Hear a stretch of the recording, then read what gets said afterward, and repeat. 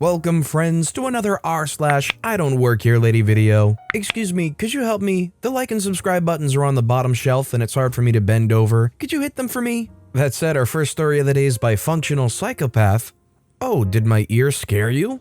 This is a short one but sweet. I'm listening to the Dune series again on Audible to prepare for the movie coming out. I'm at a Western wear store getting my winter hat reformed and cleaned. While they're doing that, I'm looking around as one does. I have my earphones in. Now, I have a prosthetic ear on my right side that's held on by magnets. When I have earphones in, I still put them in both ears to make things look even, and it takes up some of the weight that would just be hanging off my left side if I didn't. Not that the weight is heavy, just annoying. I'm kneeled over looking at some boots, and my earphones are yanked off and there's a woman barking at me. I'm pissed because she's holding onto my earphones in her hand, and I can see my ear is still attached to them. I'm pissed, but the image of a Karen barking while my ear is swinging from my earbud was enough to get me laughing. She stops and asks what's so darn funny. I point and ask if I can have my ear back. She looks down, screams, drops everything, and runs away. I went back to shopping and eventually got my hat taken care of. I hope she dreams about my ear every night. The end.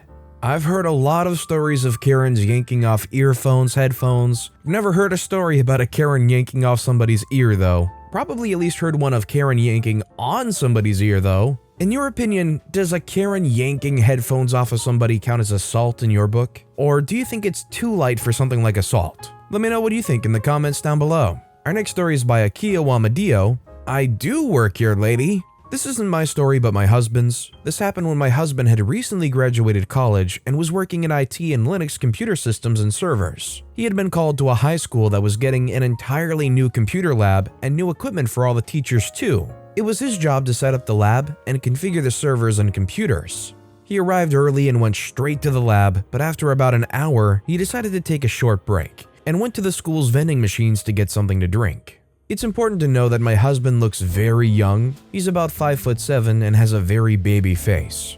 Right now he works for the VisiNet, mainly their security department. His official title is Linux Expert Administrator. He's the lead in his team, and almost every time they get a new team member, they automatically assume he's the junior and maybe he has a year of experience, when in reality he has over 20 years of experience and is in fact their boss.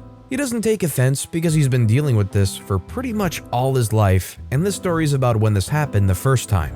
Apparently, as he tells it, a teacher from the school saw him getting a drink and immediately marched up to him demanding to know why he was out of class, and that the vending machines were off limits during class hours. Aren't all hours class hours technically? He realized almost immediately she was assuming he was a student. But before he could even explain, she shouted at him, which shut him up for a moment, and he just let her rant at him for a little while and couldn't help but smile at her, which just seemed to make her more angry. He explained their dialogue. "Why are you smiling? This isn't some kind of joke. That's it. You're coming with me to the principal's office right now. You're in big trouble, young man." She was shouting at him and took him by the arm. Not hard or anything. "Okay," my husband said as she escorted him to the principal's office. "Sit down. Sir, this student was at the vending machines during class hours. He was very disrespectful and acting like everything was a big joke," she said, folding her arms across her chest all mad. Please tell me you are the one joking," the principal said. "This is OP's husband. He's here to set up our computer lab and configure our equipment, and he's not a student, he's here working," the principal said. Apparently she was super embarrassed and could barely utter an apology to him, she was so flustered. And what was even more funny was that the principal asked her why she was out of her classroom and who was watching and teaching her students while she was harassing the IT guy. He left to continue doing his job, so he doesn't know what happened after that. I love these stories from him as he has a lot, and the poor man still gets ID'd at stores for beers and cigs. He's in his late 40s already. All I can say is OP's husband must have a baby face of baby faces to be almost in their 50s, and they're still just getting regularly ID'd for things. It's probably a blessing and a curse because it's nice to be seen as young or youthful, but to get confused as a student when you're working in a school as an IT guy, that's a little embarrassing. This next story is by Doont. I don't understand people sometimes. My story isn't as dramatic as most here, but recently I was shopping at a big home improvement store that allows canine companions. Workers at the store wear bright vests and are usually in pants and sturdy shoes. I was wearing a dress and flip-flops, pushing a cart around, and had my leashed dog in tow. Two people stopped me to ask for help finding items. Both were reasonably nice once I said that I didn't work there. Still, why they thought I worked there is beyond me. Yeah, I definitely don't know what these people are thinking, but if I saw somebody walking around in flip-flops, a dress, a leashed dog, and pushing a cart, the last thing I'm going to think is, yeah, that's an employee. Our next story is by Takeout for One. Now I'm the one with heartburn.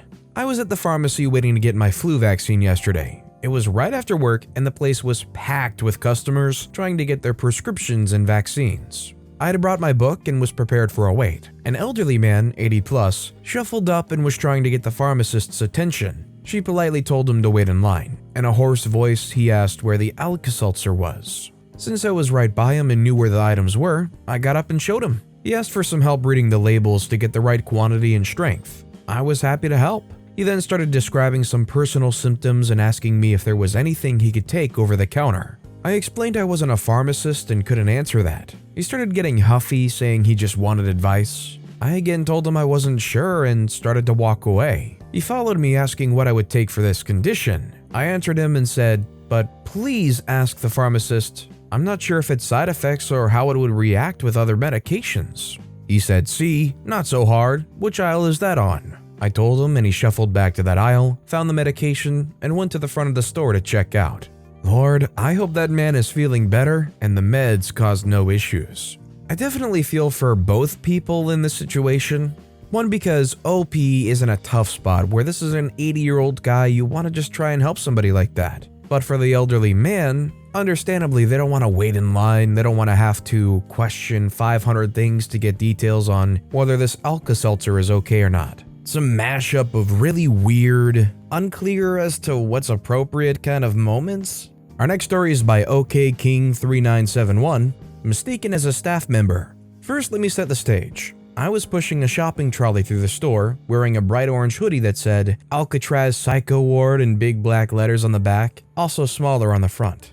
As I was picking up breakfast cereals for my family, I heard someone say, "Excuse me." I turn around and see a middle-aged man behind me. I thought I was in his way, so I moved back to my trolley and carried on walking. Then I heard him say, "Excuse me," in a more indignant tone. I turned to him again and he snaps at me, "That wasn't very professional now, was it?" Confused, I said, "Pardon?" "Well, I need help and you just walked off." I replied, "Sorry, I didn't know." He then asks me where a certain brand of tea bag was. I tell him I can't help him as I don't work in that store. "Yes, you do," he snaps back at me. "You're in uniform." I explain that it's most certainly not uniform. Meanwhile, my partner's gone to find a staff member. They returned not a minute too soon because this is causing the onset of an anxiety attack. This man still didn't believe that I wasn't a staff member, even when an actual staff member, in green and black with a name badge, told him I wasn't a staff member and that the store was not the Psycho Ward in Alcatraz. I'm just going to go the optimistic route and assume that this guy didn't know what Alcatraz was, because I surely feel like most people that know of what Alcatraz is would not confuse that for an employee. Not to mention, it says Psycho Ward on the back. If you're at a store or something, why would anything relating to a Psycho Ward be relevant there? Our next story is by KingCool2099. I get asked if I work here a lot, even in sweatpants. I really don't know what it is. I'm out of my civvies, which are usually a pair of faded sweatpants and a t-shirt, sometimes a hooded zip-up sweatshirt around my waist, and people will spot me and say, "Do you work here?" Maybe it's 20 years of CS work that gives me a certain form of eye contact, or maybe I admit a field of some kind. Most people are totally chill about it. One place I frequent, I worked at briefly, but that was in 2008, and they've moved everything around. My code books needed updating, to say the least. There was one person who just walked up to me and assumed I worked there. It was at a retail box store which had a long line of waiting customers. They hadn't yet put in the self-serve checkouts. An older lady comes up to me as I'm about to walk past and sharply says, "When are you going to open some more registers?" I wasn't in sweats this time. I was dressed in a long-sleeved blue shirt with concealed placket, black vest, and black slacks and sneakers. I had a name tag and a radio. I suppose I look like a manager, but this particular retail store wasn't a Walmart, so the blue in my uniform should have clued her in that I wasn't actually an employee. I get that most people don't wear name tags when they're not at work. Even the Frito-Lay guys who deliver all those chips, I don't think they have name tags. After her rather pointed interaction, all I said was, "I work at the name of the movie theater chain that's next door." She doesn't really respond, I guess recognizing her error or at least that I couldn't help her, and I walk on. The difference with this interaction and other people's interactions with lunatics bothering them when they're not on the job was, I was still on the job. On break, sure, but I still represented the company when walking around there in the uniform, so I couldn't do anything bad. Some coworkers said that I should have said, "Oh, I'll get right on that" or something. But bother to that, I didn't want to get banned from the one place I can walk to from my job to get snacks or Advil or whatever. I guess I've been lucky. P.S. As a guy with a beard and a ponytail, tons of people assume I'm a manager at the movie theater. I'm not.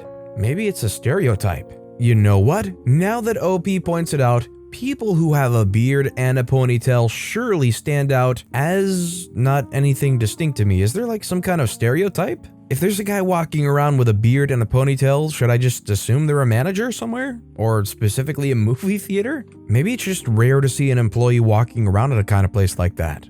This next story is by Rylock28, Ride Industry, Wrong State. So I brew beer by trade, and had just come back on a trip from Washington for hop selection, so I was wearing some merch from some of the local breweries out that way, and I'm now spending a long weekend up in Maine with my girlfriend and our friends for her birthday, and we stopped at one of the many amazing breweries in Portland. I had just walked out of the bathroom and was headed back to my table. I squeeze in between some people who were checking out the shirts when I hear, "Are there any more of these in the back?" I didn't hear an answer, so I glanced back and saw one of the guys was looking at me. "Oh, I don't work here," was met with a very incredulous stare, but I just kept it moving. "Sorry, bud, but if you want to drive 350 miles south, I'd be happy to help you next time." There's something really confusing about the locations mentioned in the story. They start with a trip from Washington, then talk about Maine, but then mention Portland afterwards. For filthy geographical casuals like me, I wouldn't have known Portland, Maine is a place. Just thought it was kind of funny to mention. In all seriousness though, this is like the equivalent of wearing a Burger King shirt to McDonald's and getting confused for an employee. It's like, the shirt means nothing, do you know where you are? And our final story of the day is by Muses X9, Customers' Christmas Miracles. This happened a couple of years ago. We were traveling from Tennessee to Florida a couple of days after New Year's Eve. We had stopped in Georgia because it had been snowing heavily and it was taking longer than usual to drive through. We were praying as we drove through the turnpike. I am not religious, because everyone was sliding through and there were too many close calls to take a breath. It was so bad that we decided to stop at the Denny's, connected to a hotel, that had a Cracker Barrel next door. We walked in and found out that although they did have electricity, a lot of businesses throughout the way had lost theirs. No one except for the cook, not even the main one, the manager and the waitress were on shift, as they couldn't leave due to the icy and snowy conditions. There were about 20 of us in total in the restaurant. Everyone was hungry and hunkering down for what would be a few hours, perhaps. We were told by the manager that there really wasn't much they could do for us. At this point, a guy from the military volunteered to help put in basic breakfast orders. He had been a chef. Others would help in the kitchen or outside. Although the manager could not have anyone in the kitchen, health code violations, the actual staff took over in the kitchen while we took basic orders and helped feed each other. Never forget that day. It was very sweet. These are the kinds of stories that restore faith in humanity. When there's a really bad, icy snowstorm going on, a bunch of random people get stopped up in a Denny's, and what do? They band together to make sure everybody gets some food. Honestly, it's one of those tales that's like really heartwarming to look back on, and just for the simple fact that it was like everybody started role-playing as employees, it's a pretty good story just to be able to share with anybody, really. But with that being said, that's all the time we have for today. So of all these stories I've read today, which is your favorite and why? Let me know in the comments down below. And if you haven't yet, if you could like and subscribe, that would mean a lot to me. Whatever you do, whether it's liking, subscribing, turning notifications on, all of it helps grow this channel and I appreciate the heck out of it. So until next time, I'll see you all tomorrow with some more stories.